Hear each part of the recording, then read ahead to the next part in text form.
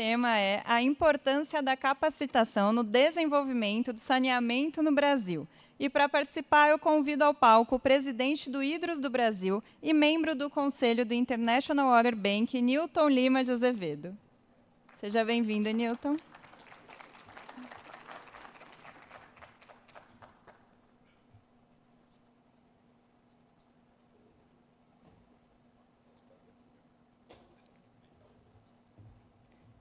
Como o senhor preferir, Newton, quiser usar aqui ou quiser usar o microfone? Vou querer usar o de mão, porque eu fico mais soltinho. É. E tem o... Onde é que é o... Aqui, ó. Para passar o verdinho.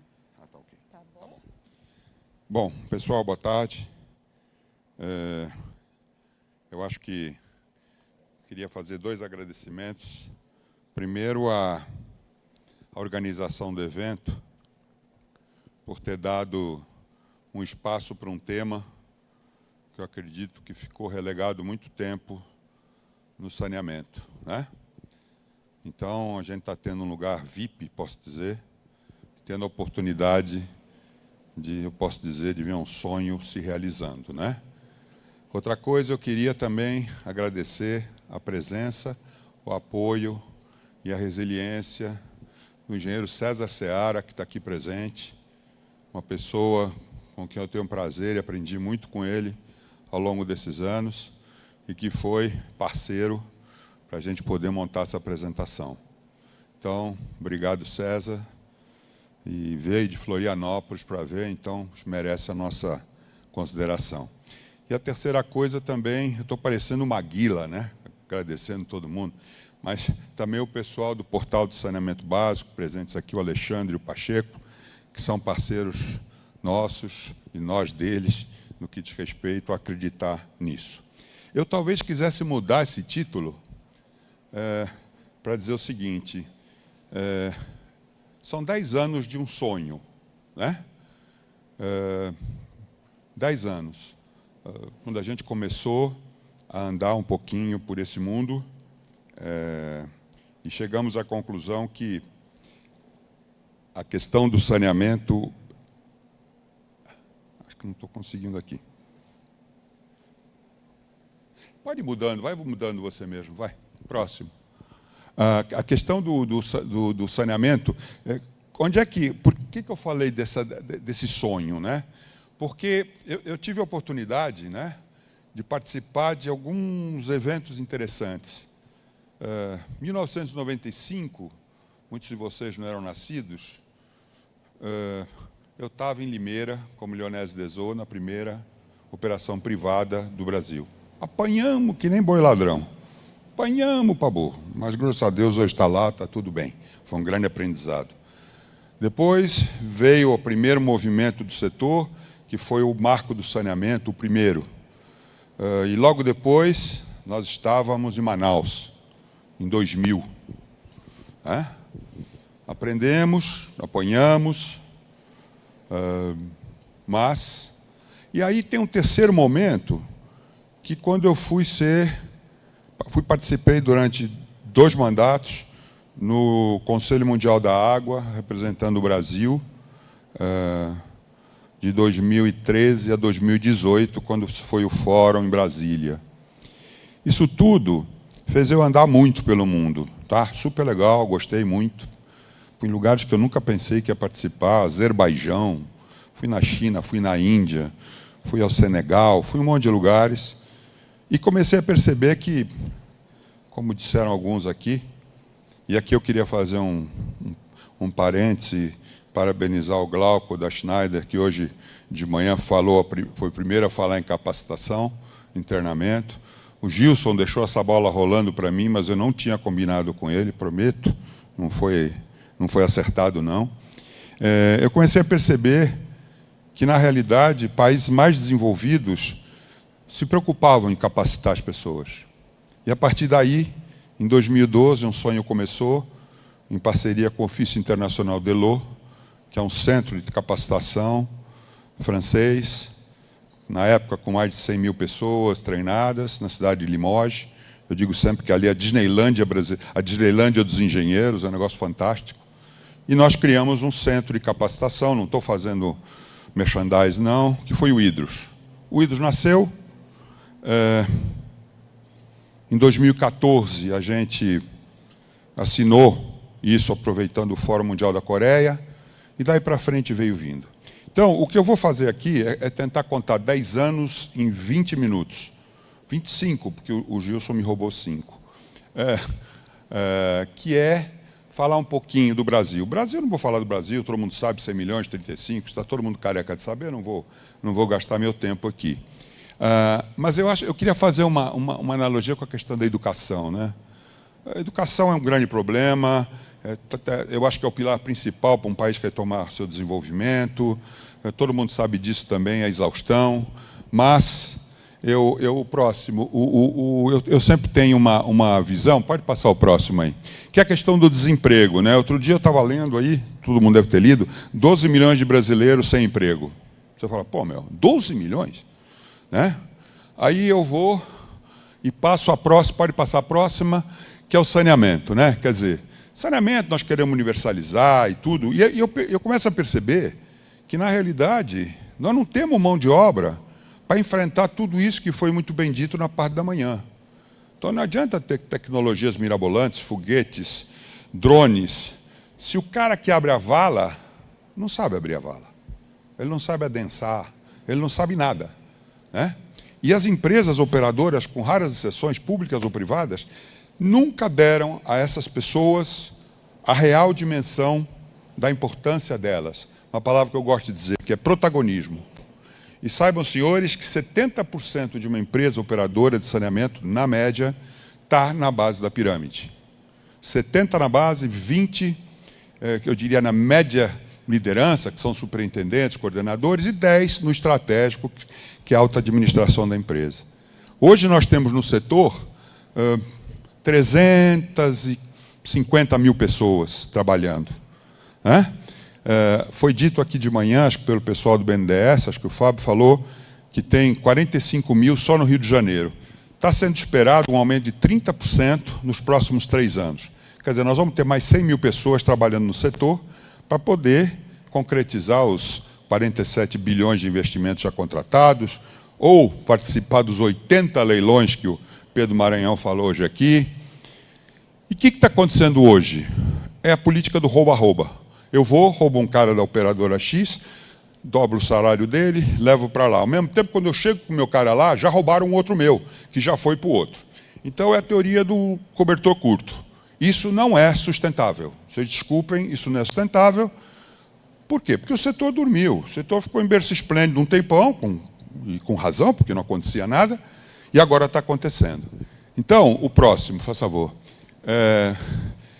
Aí apareceu a pandemia. Você fala, pandemia? Que você tem... Pandemia foi bom e foi ruim, né? O que eu quero dizer com isso? Ele mudou hábitos.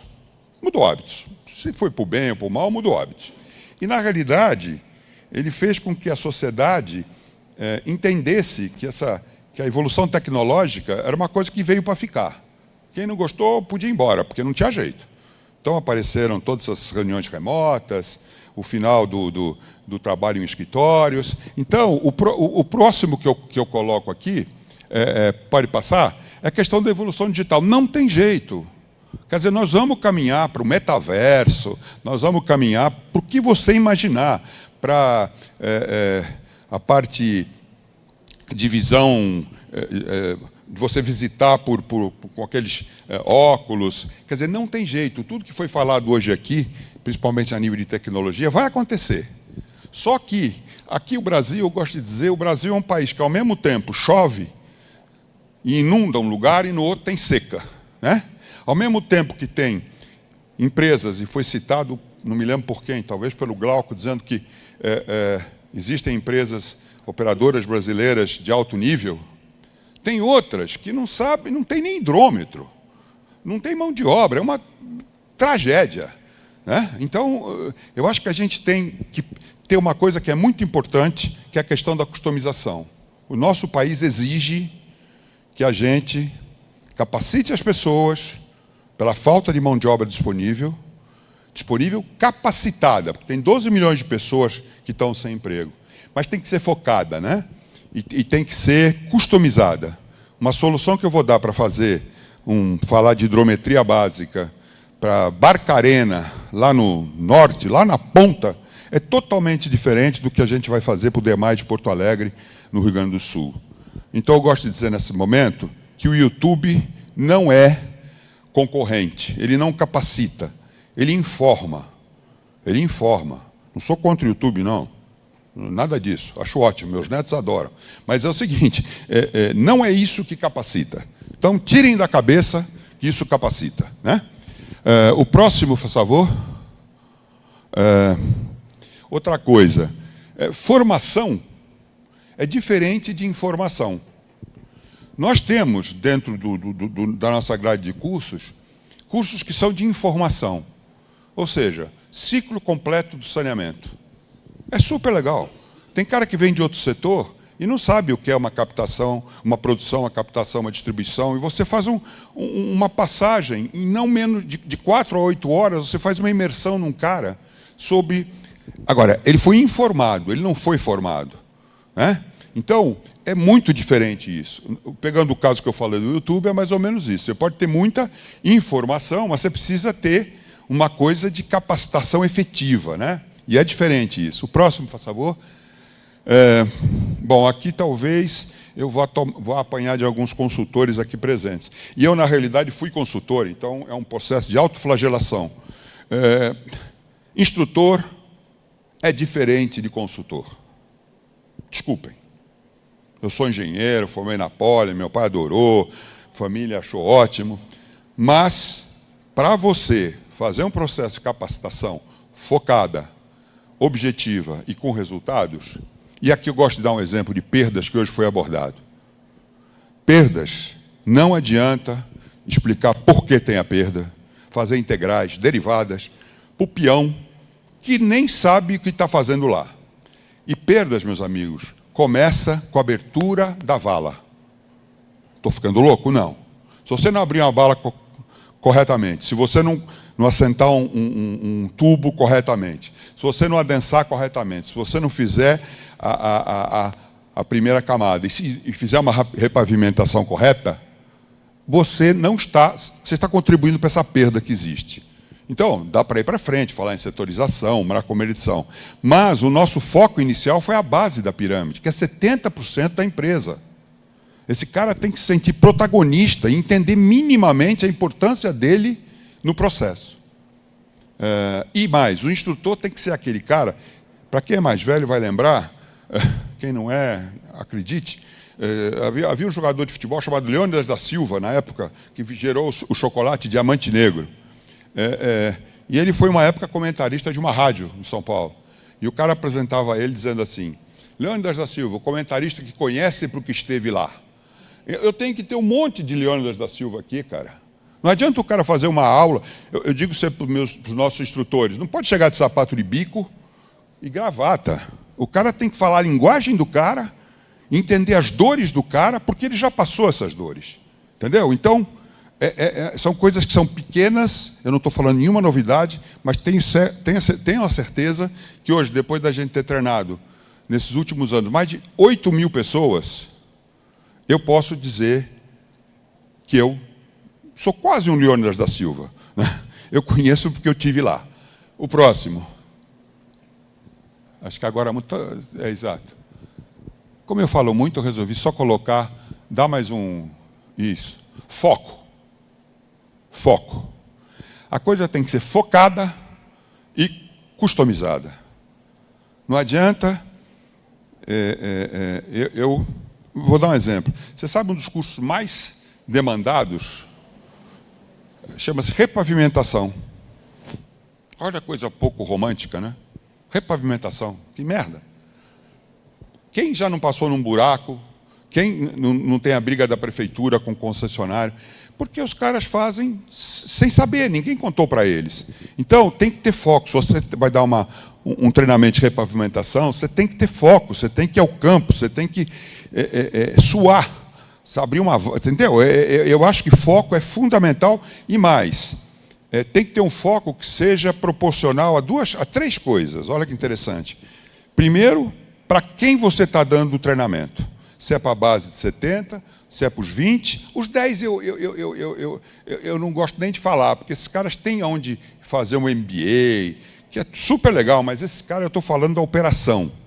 Então, esses 90%, você tem que ter uma linguagem específica para o nível deles. Outra coisa, você tem que ter uma linguagem temporal. Uma coisa é eu fazer uma capacitação, que é o que está acontecendo agora, para takeover. Nós hoje, o IDO, junto com o portal, e aí vai um pouco de orgulho que eu quero partilhar com vocês, né? Eu estou contando só os uísque que eu bebi, não os tombos que eu tomei. Nós estamos em todos os takeovers, capacitando. Hoje, nós estamos no Amapá, nós estamos no Rio, hoje. E, então, uma coisa é eu dar um treinamento para takeover, outra coisa é eu dar para um treinamento para uma concessionária que já está no seu período de adolescência, e outro para dar já para pessoas que estão no período de maturidade. E por quê? Porque você tem um turnover muito grande, né? Que cada vez vai ficar mais claro na medida que, graças a Deus, o setor acordou. O próximo... O que é? Não consigo. A questão de cursos técnicos versus o curso de engenharia. Isso é uma coisa que está sendo discutida muito para quem acompanha. O próprio MEC tem um processo em andamento de rever o currículo, a estratégia, a grade dos cursos de engenharia. A gente sai de um curso de engenharia sabendo muitos temas, mas sem muita profundidade. E posso falar isso. E se você não tiver feito um estágio, não tiver o interesse de buscar, como disse o Gilson antes, o cara te põe dentro de uma estação de tratamento de água, tu não sabe nem nada.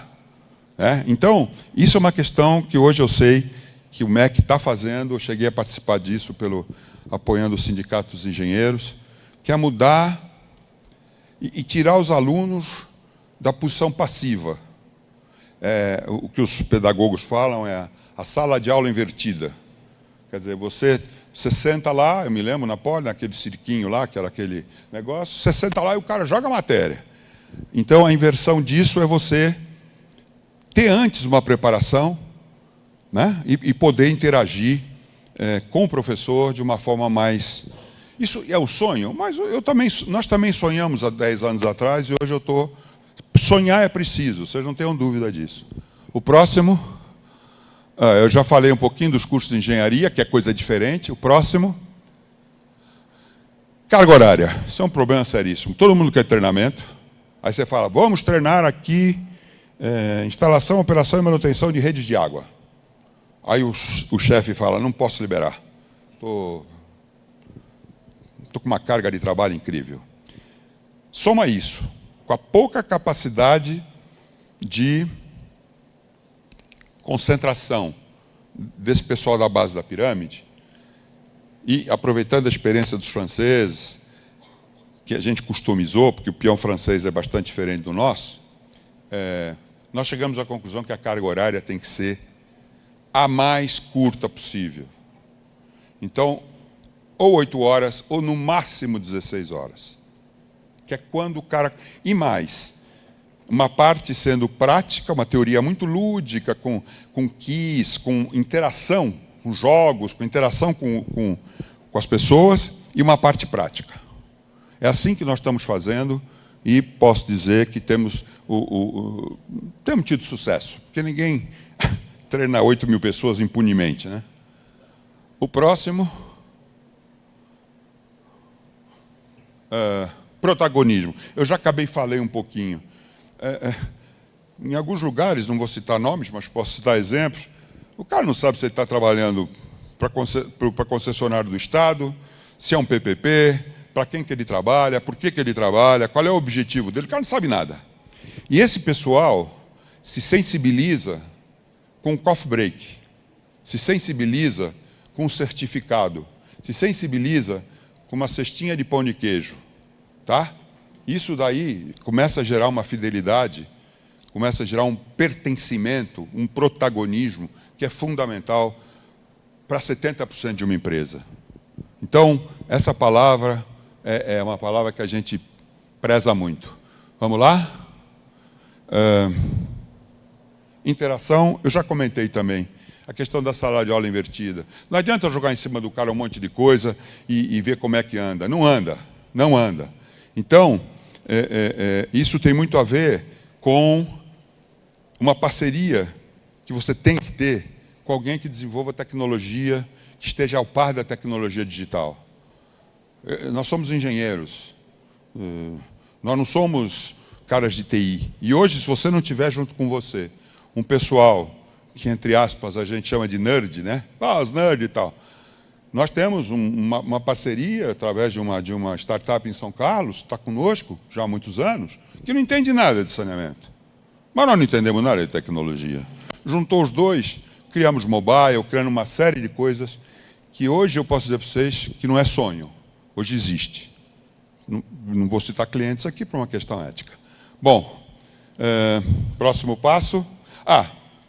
Quais são os modos possíveis de você fazer esse curso, essa interação que eu sugiro? O modo presencial, né? É o modo que eu chamo, o presencial raiz, né? É aquele negócio, o cara vai na vala e tal. Nós começamos assim, só que aí chegou uma hora, veio a pandemia.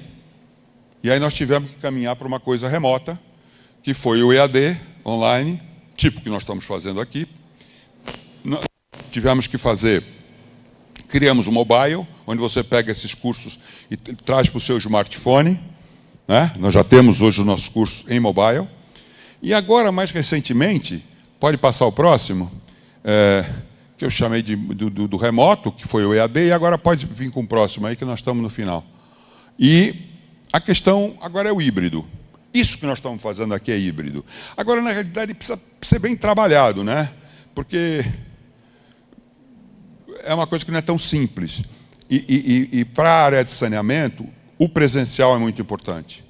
Nós estamos com um produto chamado Smart Learning, que não é desenvolvido, mas todo mundo desenvolve isso, está caminhando nessa linha do híbrido, mas sem perder, como diria outro, sem perder a ternura. Nós temos que ter presencial. Esse pessoal tem que entrar numa ETA, tem que entrar numa ET, tem que ver uma estação elevatória, tem que estar lá, né? O pessoal que já são os cursos mais elevados, que são os cursos técnicos, esse pessoal já se dá melhor com o EAD, né? Porque é mais uma interação de melhor nível. Esse pessoal de baixo, 53% deles são analfabetos funcionais. Tá? Isso é triste, mas é uma realidade, né? Não fui eu que inventei isso. Eu acreditei que um dia isso ia acontecer. Sofri para burro até que... Eu já vou terminar. É só mais meia hora, acaba. E aí a última é o seguinte, é o futuro, né? O que a gente imagina? Pode clicar que é exatamente. Essa moça está esperando para entrar desde de manhã aí. É o seguinte, o futuro é o futuro que foi falado aqui de manhã. 80 leilões, 700 bi. Eu vivi todo esse ciclo, né? Sou um Leônidas da Silva, da vida. Acredito muito nisso. Nós temos que gerenciar várias gerações hoje no saneamento. Gente jovem chegando, cheia de gás. Pessoas de mais idade, que não podemos abandoná-los, porque têm muita experiência. E nós temos que fazer isso acontecer. Nós imaginamos que, daqui para frente, a questão da gestão, a eficiência na gestão, ela vai se tornar cada vez mais relevante. Por quê? As empresas públicas, que hoje foram citadas de manhã, que estão sendo demandadas pelo decreto 11.030, que diz se ela é sustentável ou não sustentável, tem que correr atrás de uma melhoria de gestão. E as empresas privadas, e o capitalismo é duro, não tem almoço de graça. O cara exige retorno sobre o capital investido mesmo. Aí você vai dizer, puta, mas que dureza, que crueldade. Não, dá para fazer isso. Dá para ter uma tarifa módica. Dá para ter uma relação com a sociedade que é esquecida pelo nosso setor, que é a famosa licença social, que não é um carimbo novo, nem uma nova burocracia. É a relação com a sociedade. É explicar, aqui eu vim naquela cidade. Em lugar de ser isso tão assim, não é tão intuitivo. A gente tem hoje um curso que chama licença social, onde a gente mostra para as pessoas o que você tem que fazer no primeiro dia que você chega. Porque eu já cheguei em alguns lugares no primeiro dia. Então, pessoal, queria agradecer, talvez tenha passado um pouquinho do tempo, vou cortar os outros 100 slides que eu tenho aqui, não vou apresentar, e estou à disposição aí para qualquer pergunta, e acompanhe a gente está fazendo isso com muito orgulho, com muita força, e acreditando que a gente pode contribuir para a universalização do serviço de saneamento. Muito obrigado.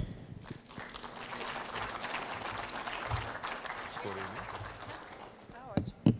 Obrigada. Beber uma água sua. Pode pegar. Queria agradecer a presença do